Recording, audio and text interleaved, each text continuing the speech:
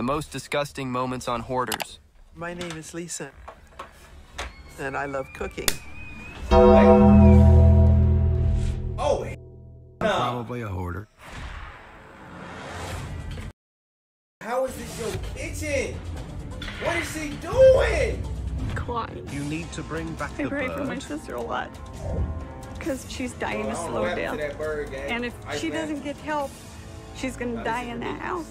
This is Fred and Mary ridiculous. are- She's sitting in trash. And if she doesn't get help, she's gonna die in that house. Bro, what the Fred and Mary are a couple that live somewhere in Missouri, USA. But apart from being a couple, Fred and Mary are also partners in crime. And by crime, we mean they are hoarders.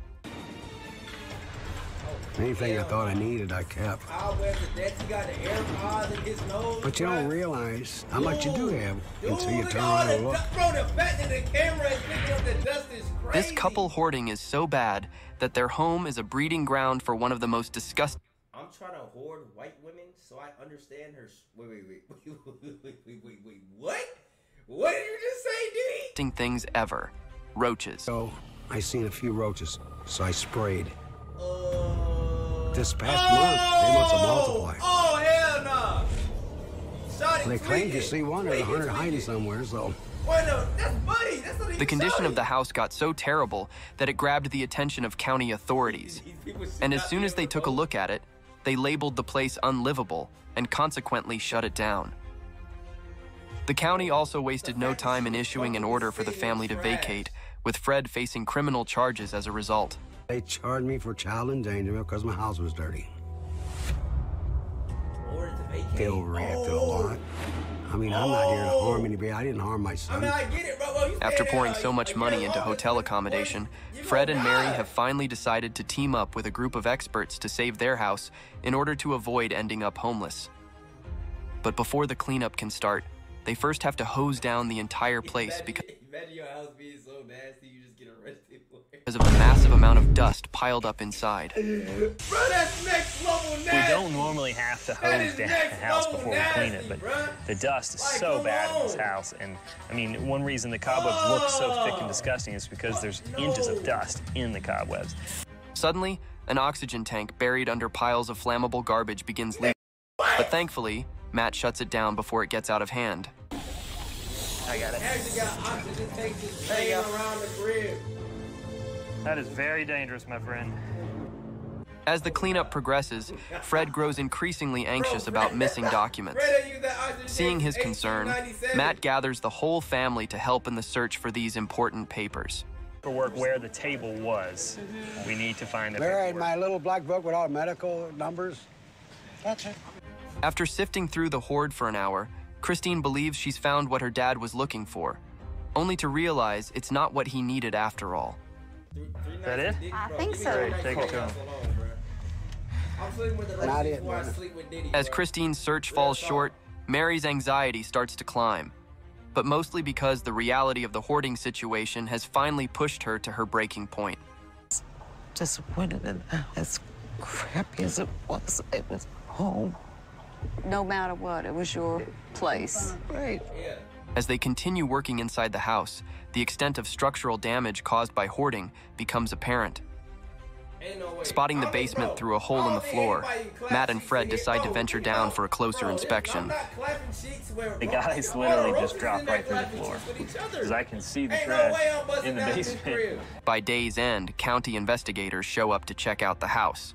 It's It's unfit the for real deal occupancy. band, though, The is that kitchen they has to be actually usable. live in it. It has to be healthy. There's a lot of damage still in the kitchen. The subfloor is damaged. The infestation is still pretty bad. That needs to be corrected before we can lift the vacate.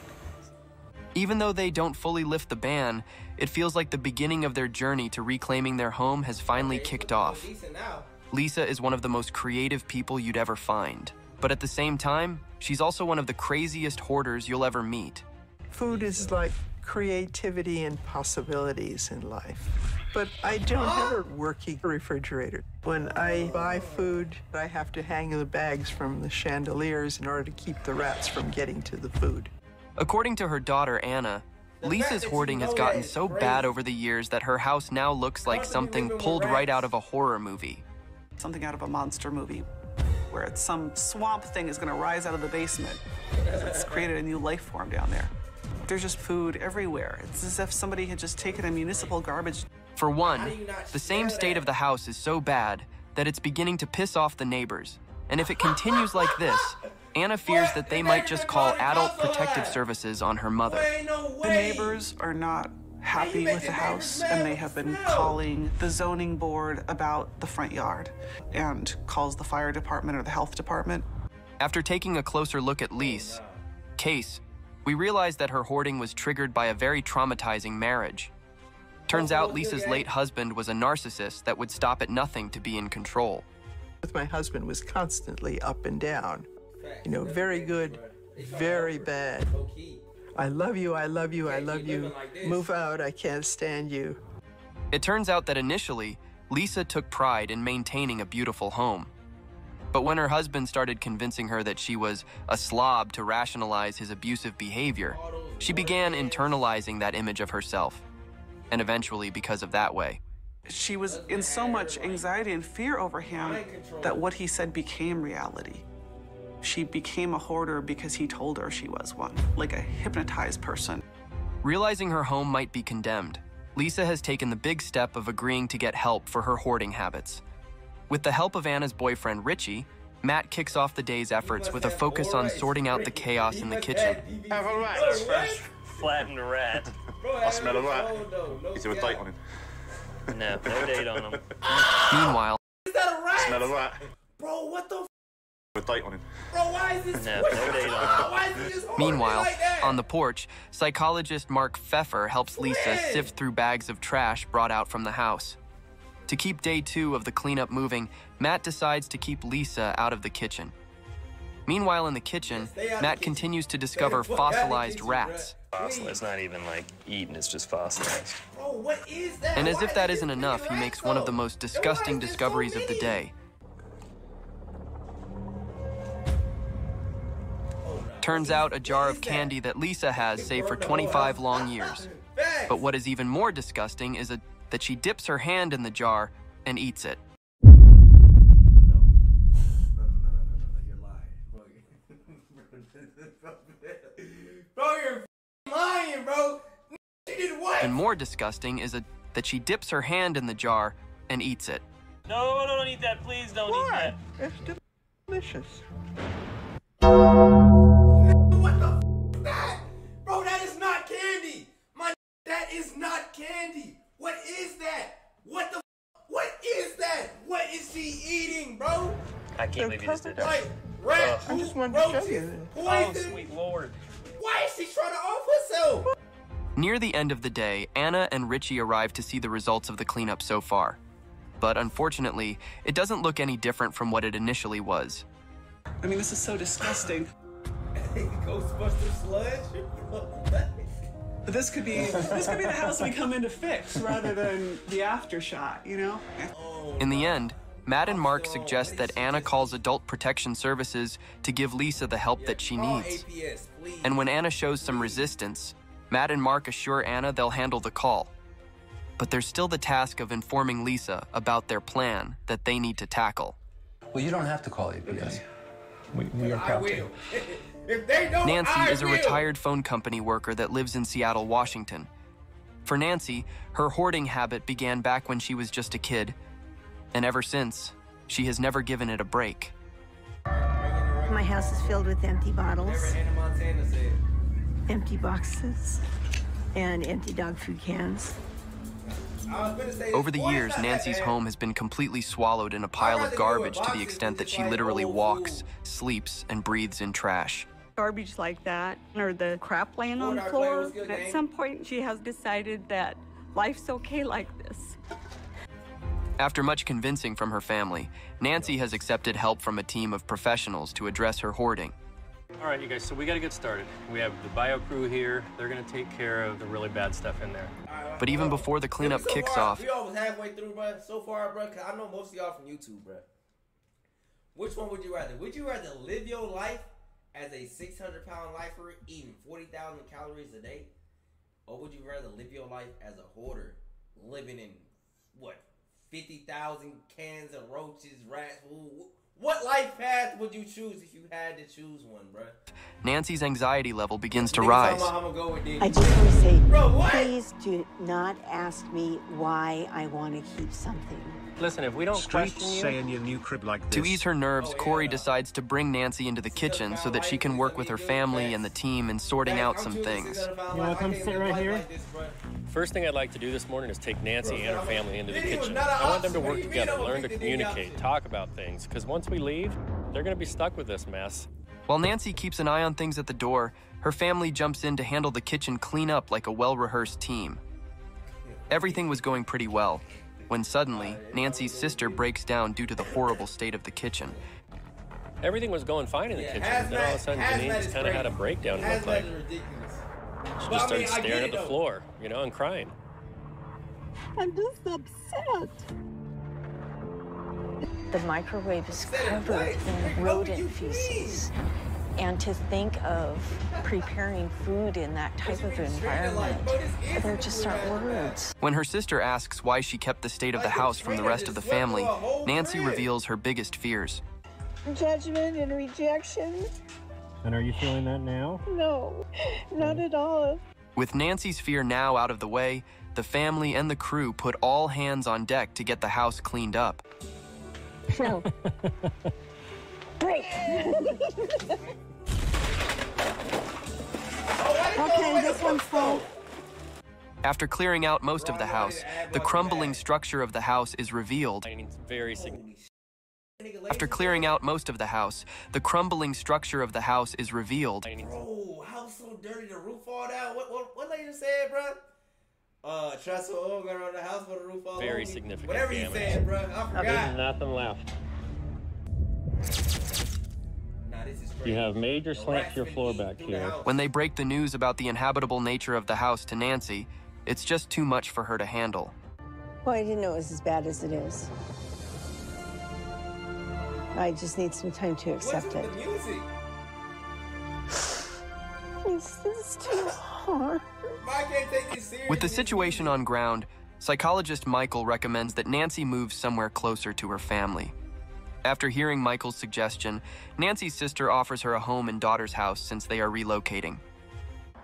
There's a large room over a double garage, and they want to offer it to you for the winter. Wow. Now that Nancy's got her new living situation squared away, the cleanup mission pivots to salvaging items that'll fit into her fresh start. Do you need it? She's going to be around family in a new clean environment. Her health is going to get better. And in the end, Nancy's story is one of those things that teaches us that we can get past anything as far as we have the right people around. Bob and Betsy have been married for 30 long years. When they first moved into their home about 29 years ago, the house was absolutely spotless. But after having 4 kids, things took a nosedive. No! No! No! Now we gotta call. Look at the crib! Look at the crib! Right now, the unfit living conditions for Bob's family have reached a crisis point. And by that, we mean their home has been infested with bed bugs. Some bed bugs have gotten into our house. Some? What do you mean, some? With the clutter, they find a lot of places to hide, and it's very hard to find all the places that they hide. The bedbug situation has escalated to the point where the family... This is why you gotta beat your kids so this doesn't happen. Bro, we gotta start beating the parents, bro. In situations like this, we gotta hand the kids a belt and tell them do what they gotta do to their parents, bro. This is ridiculous. Can't even sleep in their own home anymore. We haven't been sleeping in the house for probably 6 or 7 weeks. Bro, how many kids do they have? Bob... Why is y'all smashing inside Y'all this just house? gotta go find. Bob's plan was to starve out the bedbugs by camping in the yard with... Oh my god. These... Bro, house so dirty they had to move outside. This is crazy. This is actually They crazy. definitely Betsy ain't and their bringing their friends for a sleepover. Oh, hell no. 4 youngest kids, all between 3 and 13, but unfortunately for him, it's tough luck. Because bedbugs can endure for up to 2 years on just 1 meal. It's like our only choice to sleep. Oh, The place I really want to sleep. 1 meal. It's like our only choice to sleep. Bro, I ain't gonna lie, bro. We gotta get little Timmy some type of shelter, home. bro, damn, bro. Y'all gotta think, bro, like, you know, little Timmy probably going to school. He probably getting made fun of because, bro, ain't no way he taking showers in that crib.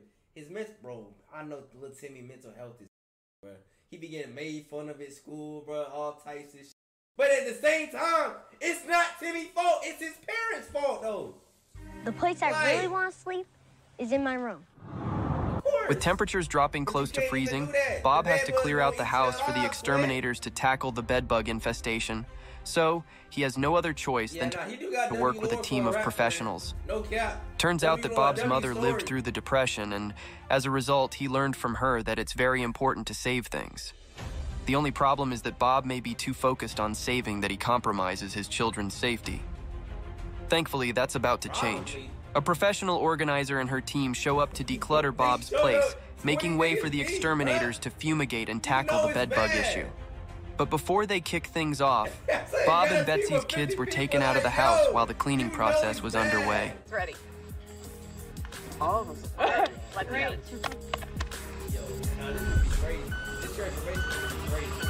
Throw away the whole house, one by one, piece by piece. Amidst the ongoing cleanup, Dr. Moore feels it's necessary for Betsy to address her frustrations about the house's condition with Bob. They're trying to keep things clean or to try to keep up with everything that he brings in the house. Almost everything in the house is contaminated. Try to keep up with everything that he brings in the house. Almost Bro, why are you storing stuff like this in the bathroom? everything in the house is contaminated by bedbugs, so Bob and Betsy are concerned about some of their children's favorite toys. It's cardboard. They can crawl in. They lay eggs. They will hatch. Don't even say it, We bro. take I know these, what you bag gonna them, say, double bro. bag them. I know. I need ad block. I'm gonna need you to download ad guarders. When the exterminator arrives, he is given a tour of the house to see if it is fit for the bedbugs treatment now. Thankfully, he confirms that the kids' toys are safe to keep. And with that, the only thing left to do is the extermination. This family back in their house. So, Jim, what we need from you now is a yes or no. Do you think this is a job that you can do? Yes, we can exterminate right now. After getting a green light from the exterminator, Bob, Betsy, and their 4 kids are aiming to finally sleep in their own home tomorrow night. Meet Jill, a 60-year-old woman that lives in Milwaukee, Wisconsin. According to her, she has been a messy person all her life. But apart from just being messy, Jill is a food hoarder. I've been a messy person all my life. I hoard food. I feel guilty about wasting something that somebody could be using. And we're not playing when we say always pushes her to stockpile food every time she gets the chance. But unfortunately, Jill's habit of stockpiling food has turned her home into a safety hazard, and now her landlord might kick her out because of it. With her 2,000 square foot home filled with excessive amounts of rotting food, Jill has to clean up or she will be evicted. As soon as the cleanup begins, the team starts to uncover some of the rotten foods in her apartment. To do the pumpkin. Oh, it was a beauty. What's that? It was alive. Shawty been hoarding for so long. I know enjoyed she you, got buddy. dinosaur meat somewhere inside her Goodbye. freezer. I'm already knowing. But when the crew suggests getting rid of everything in the refrigerator, Jill insists on looking through every single thing. Rid of everything in the freezer? Let me look through it if you don't mind. It probably isn't expired because I haven't been buying it that long. Well, it's green inside. And to make things worse, she also insists on holding on to things even though they are expired. It's November of 08. Can we let that go? No, November of that's something that I what? will be able to use. After lots of back and forth, Jill finally decides to get rid of some of the spoiling food. But aside from that, not much progress was made on the first day of cleaning up. Throw that butter, throw that cottage cheese. But even that is nothing compared to the things she's still adamant about holding on to. The situation on ground is so terrible that the psychologist on the team begins to question her perception of food. Those are the ones that I got from you for my birthday a year ago. Yes. A year ago. I gave them to you to eat. Well, they were too pretty to eat. Are your perceptions of food completely accurate? The remaining content of the refrigerator is so disgusting that even the professional organizer has to step out to catch his breath. I'm sorry. I'm really grossed out. Oh, why is you laughing? Do we have? It looks like something. Oh no. The fact that he about to throw up and you laughing at it, bro. Oh no. Bro. I gotta go. As the day winds down, Dr. Tolan and Brendan encourage Jill to allow the crew to take out the fridge from the basement. I know I need to change in order to get the life that I want. The yogurt, we'll just let it go. Got to. Open some windows. It's all gone. In the end, there's still a lot left to do in Jill's home. But her landlord decides against eviction, giving her a chance to stay as long as she keeps showing progress in her cleaning efforts. Deputy landlord, he ain't kick her out, bruh. I mean, as long as she keep the house clean, bruh, don't kick her out.